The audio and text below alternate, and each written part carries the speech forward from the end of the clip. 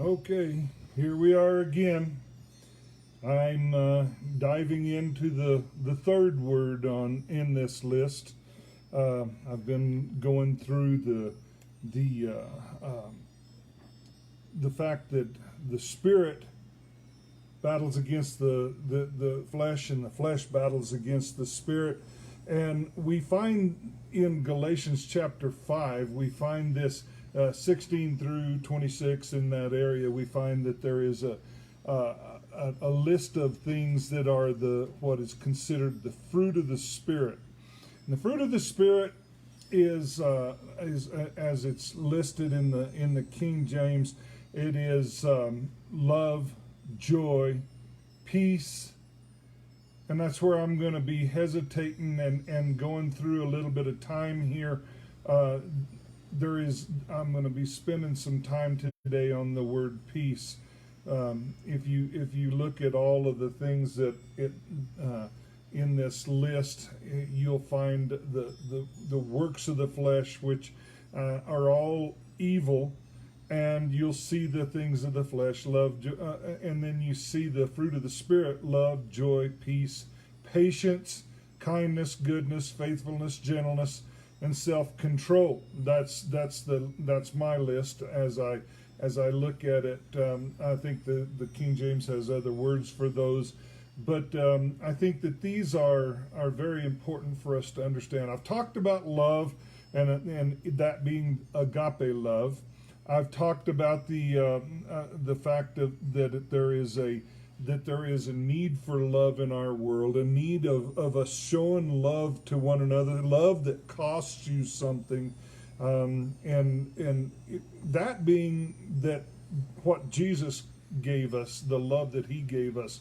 The two commandments: love the Lord thy God with all thy heart, with all thy soul, with all thy mind, with all thy strength, and love thy neighbor as yourself. All of those things are things that cost. And when asked who the neighbor was in that, Jesus gave an illustration of a man who went to help another man, and he paid for everything.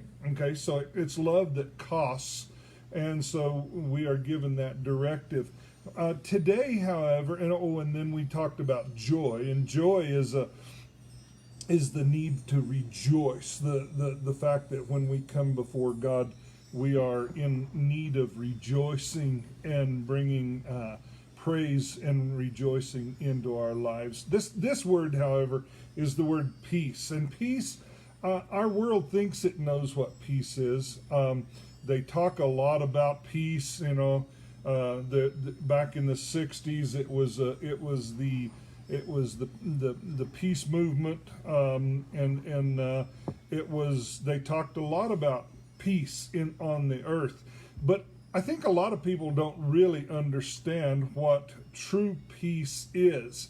Whenever we start to look at the things of peace in our lives and the need for it that we have, I wanted to take a little bit of time this morning and just say there's so many things about peace. John 14:27 says, "Peace I leave with you, my peace I give unto you, not as the world giveth, give I unto you, but let not your heart be troubled, neither let it be afraid." He is talking there about the fact that Jesus is going to leave us with peace. Peace is very much in need today. Our world is in a mess. We are rioting in the streets and tearing things up and burning things, and it's the very opposite of peace. It's confusion. It's absolute.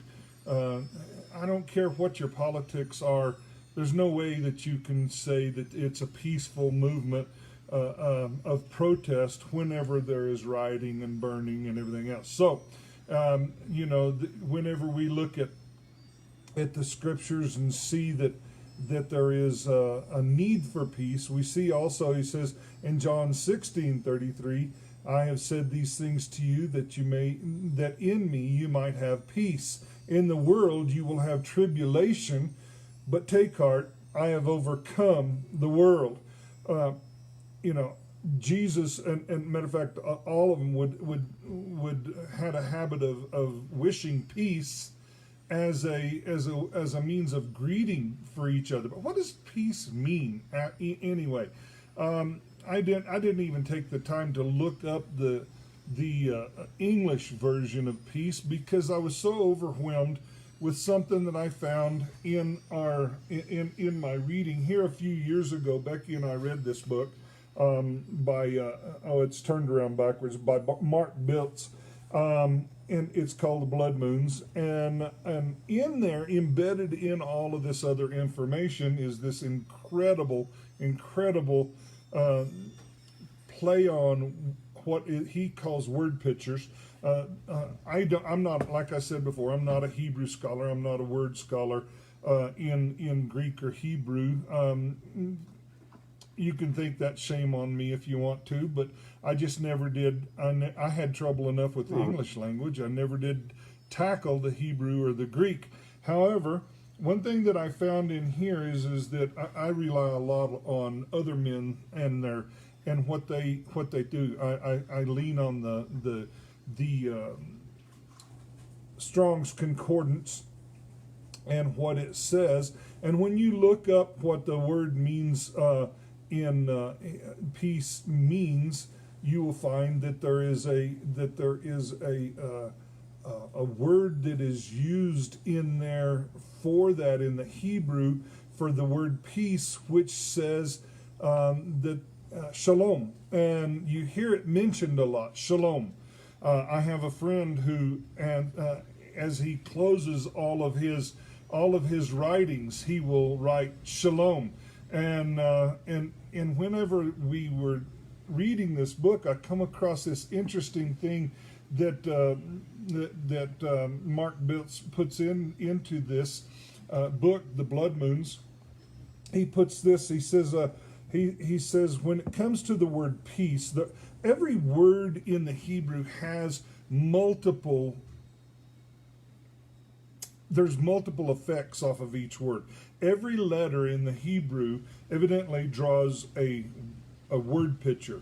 It has a meaning, it has a number, and it has a picture for everything in the Hebrew language. And it's very fascinating to take, and as he does here with the word shalom, and describe it in a manner that reads the letters. And of course, you read from right to left instead of left to right the way we do. And so he comes across these. Remember, he says so. The first letter in shalom is shin, which means to consume or destroy. This is on page 22 of his book. What does that have to do with peace? The word lamed represents authority. So the first two letters of the word for peace in Hebrew mean destroying authority. The next letter is vav, which is to connect. This means that with the word that used with the word letter mim. And he has the little symbol that each one of these is, but I can't show it to you because it'd be backwards anyway. Symbolizes chaos. So when you put all of these together, we find out that the word shalom represents the meaning, letter by letter. It's a true peace, or shalom, comes only when you destroy the authority that is connected to chaos. Isn't that interesting? Biblical peace comes not from pacification, but from destroying those things that are bringing chaos in the world. When Satan's authority is destroyed, true peace will finally reign on the earth. I love that word picture, and I love that statement that when we truly understand shalom and we wish somebody shalom, we are actually saying, may you be able to destroy the author of confusion, the author of chaos in your life. Well, we know that God is not the author of confusion. We see that in 1 Corinthians chapter 14. We know that there is the chaos that is around us is not of God. It's our enemy hates us and wants to destroy us. And so whenever we really get to looking at this, we find that we must start to learn to pray that there is a destruction of that in our lives which brings chaos into our lives. Whenever we are looking at things in our work schedule, everything that comes in and is a distraction and is driving us into chaos or confusion ought to be taken out of our schedule. Whatever is, you say, oh, well, there's some things that I have to deal with. Do we? Do we really? Is there a reason why we have told ourselves that someone or something that brings chaos into our lives needs to be placated? No. On the other hand, I think I see an effective way of looking at this.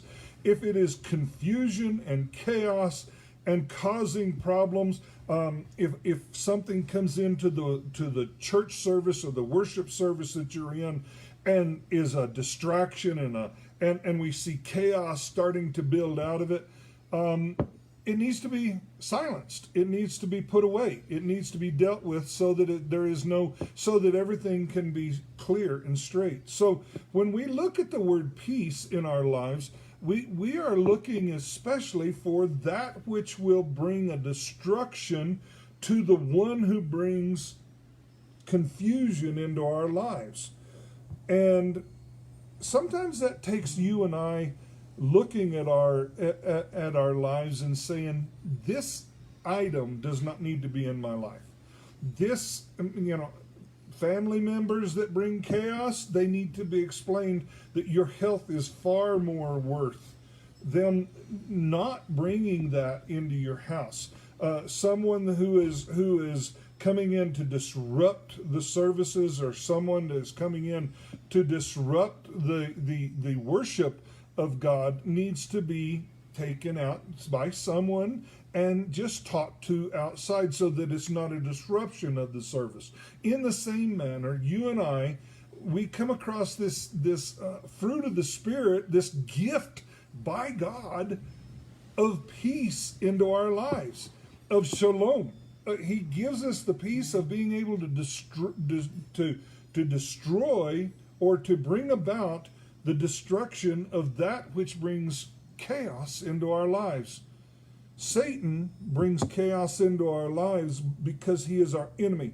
He does not want you at peace. He does not want you to be able to be close to God. And so therefore, I want to encourage you, bring peace into your life by taking out the things that are bringing confusion and chaos. And if you come across something that cannot be removed by humanness, by human activity, then I would say the best thing you could do then, you have a mighty, mighty tool in your arsenal called prayer. Go to the Lord in prayer. Go to the one who can bring about the destruction of confusion and chaos. Bring about the peace that you need in your life. Remember what he said? He said when we were reading, in this world you shall have tribulation, confusion, chaos, but be of a good cheer. I have overcome the world. He says, peace I leave you, my peace I give you, not as the world giveth, which we see down below in chapter 16. By the way, this is John chapter 14, verse 27, and John chapter 16, verse 33. Write them down. He says, my peace I give you, not as the world gives.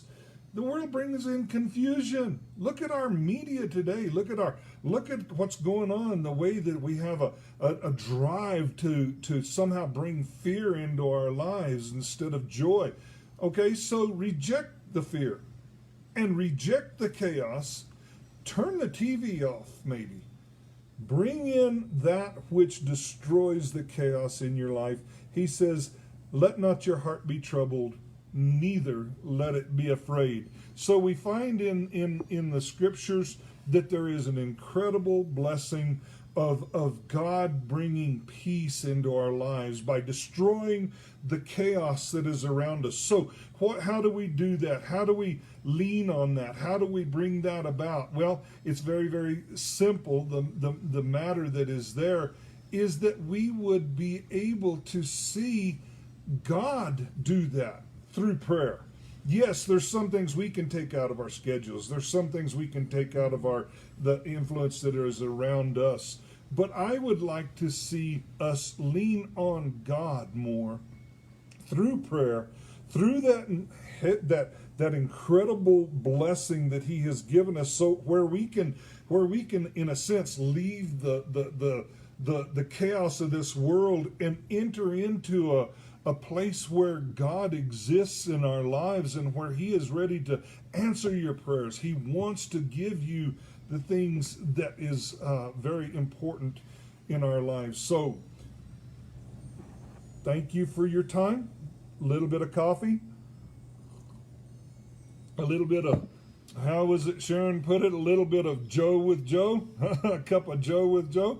I want to give you my benediction. Shalom.